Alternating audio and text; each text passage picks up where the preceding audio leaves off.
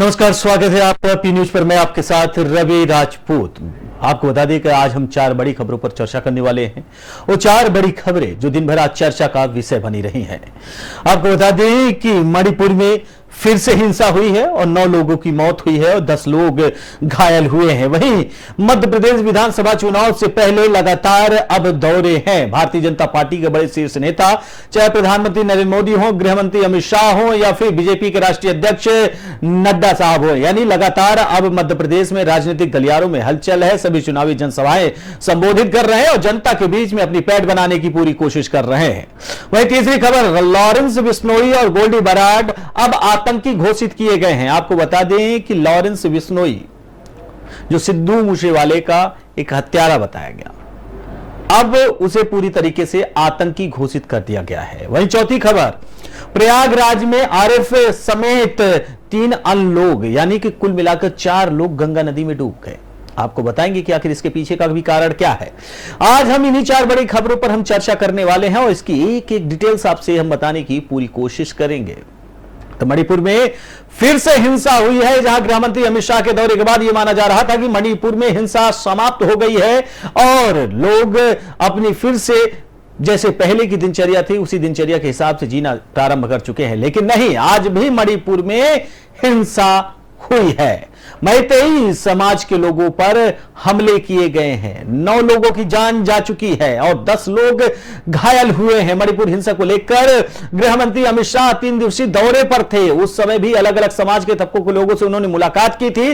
वहीं जिन परिवारों के मृतक हुए थे उन परिवारों को 10 लाख रुपए देने की भी उन्होंने घोषणा की थी। एक व्यक्ति को नौकरी देने की भी बात कही थी। लेकिन फिर से एक बार मणिपुर में हिंसा भड़की है जिसमें 9 लोगों की मौत हुई है और 3 कुल मिलाकर 10 अन्य लोग घायल हुए हैं। वहीं मध्य प्रदेश विधानसभा चुनाव नजदीक आता देख हर राजनीतिक पार्टी के बड़े नेता मध्य प्रदेश में डेरा डाल दिए हैं। आपको बता दें कि कांग्रेस की तरफ से कांग्रेस महासचिव प्रियंका गांधी वाड्रा 2 दिन पहले जबलपुर दौरे पर थी, जहां उन्होंने ग्वारी घाट में नर्मदा पूजन के दौरान आरती की थी। उनके साथ ब्राह्मण समुदाय के लोग भी साथ में थे। एक मैसेज देने की कोशिश की गई थी कि नहीं, हिंदुत्व जो एक आइडियोलॉजी है उसे हम लेकर आगे जा रहे हैं, हम किसी भी तरीके से विरोध में नहीं है। वहीं दूसरी तरफ अब लगातार मध्य प्रदेश में प्रधानमंत्री नरेंद्र मोदी, गृह मंत्री अमित शाह और उसके बाद बीजेपी के राष्ट्रीय अध्यक्ष जेपी नड्डा पूरी तरीके से अब मध्य प्रदेश में चुनावी जनसभाओं को संबोधित करेंगे और जनता के बीच में अपनी पैठ बनाने की पूरी ताकत लगाने वाले हैं। इसी साल के अंत में मध्य प्रदेश में विधानसभा के चुनाव होने हैं। वहीं लॉरेंस बिश्नोई और गोल्डी बराड को अब आतंकी घोषित किया गया है। यह माना जा रहा है कि लॉरेंस और गोल्डी पूरी तरीके से विदेशी ताकतों से मिलकर देश में एक नफरत पैदा कर रहे थे और लोगों की जान लेने की सुपारी ले रहे थे। तो पूरी तरीके से अब इन्हें आतंकी घोषित किया गया है। वहीं आरिफ जवान समेत 4 लोग गंगा नदी में डूब गए। प्रयागराज में आपको बताते चले कि प्रयागराज में फाफा मऊ घाट पर आरिफ जवान समेत 4 अन्य लोग गंगा नदी में डूब गए। ये लोग गंगा नदी में नहाने के लिए गए थे, लेकिन गहरे पानी में जाने के कारण इनकी मौत हो गई। तो इन्हीं आज 4 बड़ी खबरों पर हम चर्चा करेंगे और इसकी एक एक डिटेल्स आपको बताने की हम पूरी कोशिश करेंगे।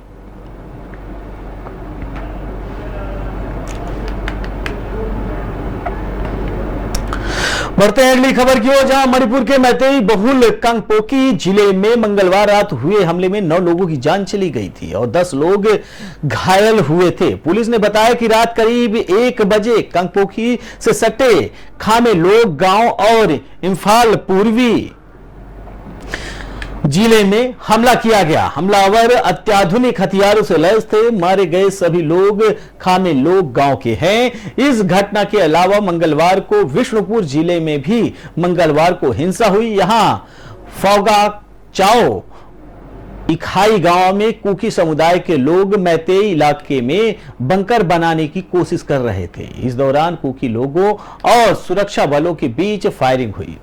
सोमवार रात भी खामेन लोक इलाके में गोलीबारी हुई थी, जिसमें 9 लोग घायल हुए थे। हिंसा के चलते राज्य में इंटरनेट पर 15 जून तक बैन बढ़ा दिया गया है। कुछ इलाकों में कर्फ्यू की ढील भी दी गई है।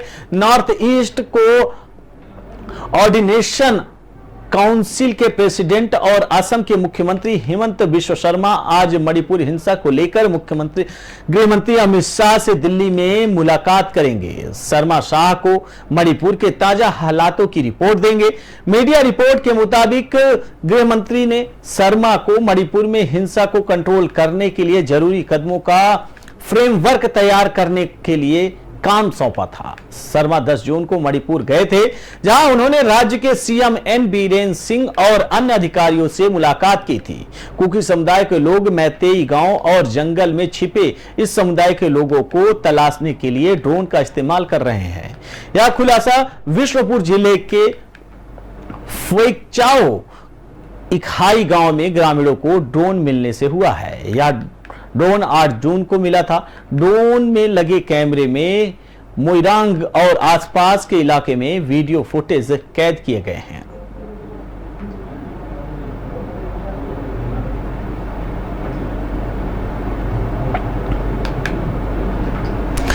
बढ़ते हैं अगली खबर की ओर, जहां मध्य प्रदेश में आने वाले दिनों में प्रधानमंत्री और गृह मंत्री और बीजेपी के राष्ट्रीय अध्यक्ष का दौरा प्रस्तावित है। प्रधानमंत्री नरेंद्र मोदी 27 जून को मध्य प्रदेश आएंगे और वे पहले धार जाएंगे, वहां से भोपाल आएंगे। भोपाल में पीएम जबलपुर इंदौर वंदे भारत ट्रेन को हरी झंडी दिखाएंगे।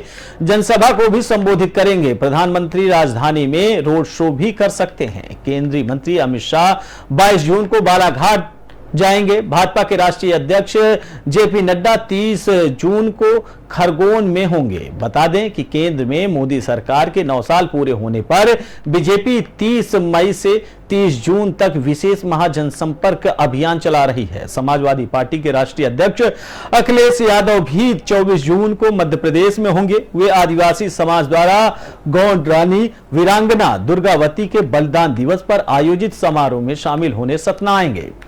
बीजेपी प्रदेश अध्यक्ष वीडी शर्मा ने बताया कि भाजपा मध्य प्रदेश और यहां की जनता के लिए यह सौभाग्य है का विषय है कि प्रधानमंत्री देश भर के 10 लाख बूथों को यहां से डिजिटली संबोधित करेंगे। मध्य प्रदेश में ऐसे 64,100 बूथ हैं। हर बूथ पर प्रधानमंत्री के कार्यक्रमों का लाइव प्रसारण होगा। हमने मध्य प्रदेश को डिजिटल बूथ बनाने का अभियान लिया है और मध्य प्रदेश ने इसमें ऐतिहासिक काम किया है। एमपी के 38 लाख कार्यकर्ता डिजिटली एनरोल्ड हैं। वे इस डिजिटल रैली में शामिल होंगे। वहीं 27 जून को सबसे पहले प्रधानमंत्री का धारा में कार्यक्रम होगा। यहां वे सिकल सेल एनीमिया की जरूरता कार्यक्रम में शामिल होंगे। इसके बाद वे भोपाल के आयोजित कार्यक्रम को संबोधित करेंगे। वहीं राजधानी में पीएम के रोड शो के लिए भी अनुमति मांग की गई है। भोपाल में प्रधानमंत्री के कार्यक्रम का पूरी तरीके से प्रस्तावित दौरा है। तो चुनाव के पहले प्रधानमंत्री का यह दौरा कई मायनों में अहम माना जा रहा है।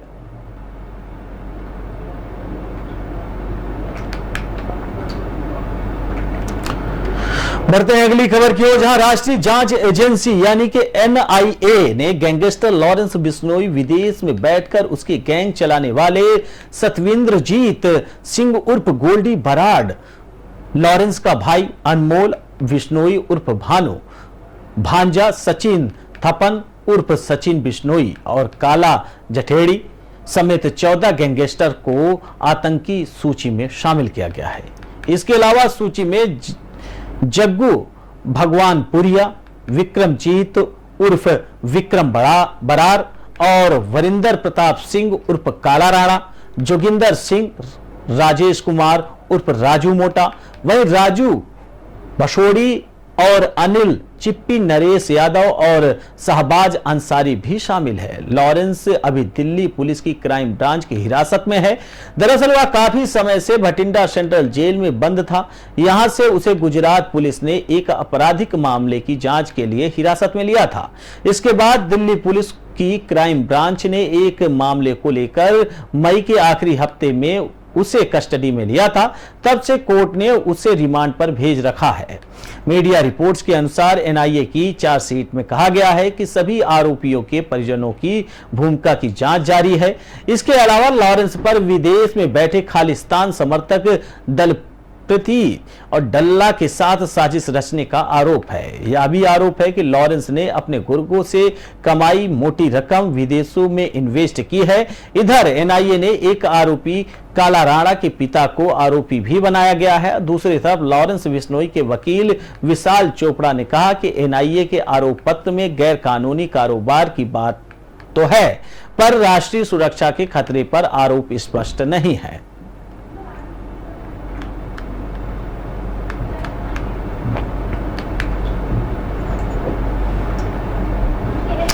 बढ़ते हैं अगली खबर की ओर, जहां उत्तर प्रदेश के प्रयागराज जिले में सिकुटी थाना क्षेत्र के फाफामऊ घाट पर बुधवार यानी आज सुबह गंगा में स्नान करने पहुंचे 4 लोग नदी में डूब गए। इनमें से 3 लोगों के शव बरामद कर लिए गए हैं। सहायक पुलिस आयुक्त एसीपी राजेश कुमार यादव ने बताया कि आरएफ रैपिड एक्शन फोर्स के जवान उमेश कुमार यादव अपने बेटे विवेक राज और बेटी दीप शिखा और पड़ोसी अभय सिंह के बेटे अभिनव के साथ बुधवार यानी आज सुबह गंगा में स्नान करने पहुंचे थे। एसीपी के मुताबिक स्नान के दौरान गहरे पानी में जाने से चारों नदी में डूब गए। उन्होंने बताया कि उमेश, विवेक और अभिनव के शव बरामद कर लिए गए हैं, जबकि दीप शिखा का पता लगाया जा रहा है।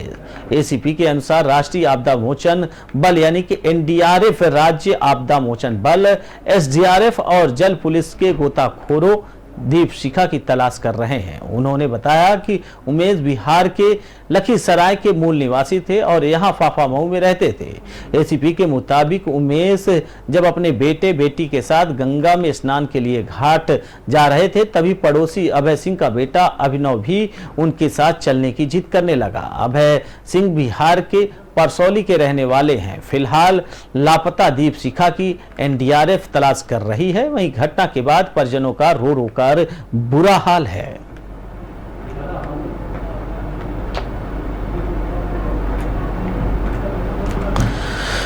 फिलहाल इस बुलेटिन में हमारे साथ इतना ही। बाकी देश दुनिया की तमाम बड़ी खबरों से जुड़ने के लिए देखते रहिए पी न्यूज। नमस्कार।